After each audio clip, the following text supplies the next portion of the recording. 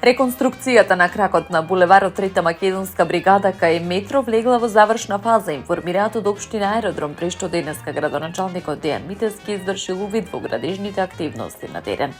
Станува збор за делница во должина од 777 метри, која за прв пат добива целосна и темелна реконструкција, со што значително се подобруваат условите за сообраќај во еден од повреквентните делови од општината.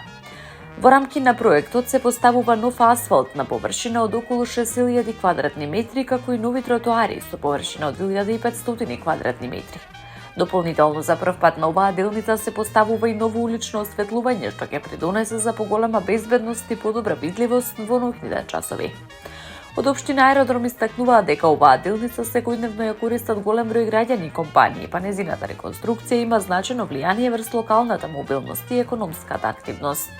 Вредноста на инвестицијата изнесува околу 17,9 милиони денари и е дел од поширок проект за реконструкција на улици во општината, кој опфаќа вкупно 5,4 километри патна мрежа со вкупна вредност од 138 милиони денари, обезбедени преку Министерството за транспорт и врски. Од општината порачуваат дека продолжуваат со инвестиции во модерна и безбедна инфраструктура со цел подобри услови за живење на граѓаните.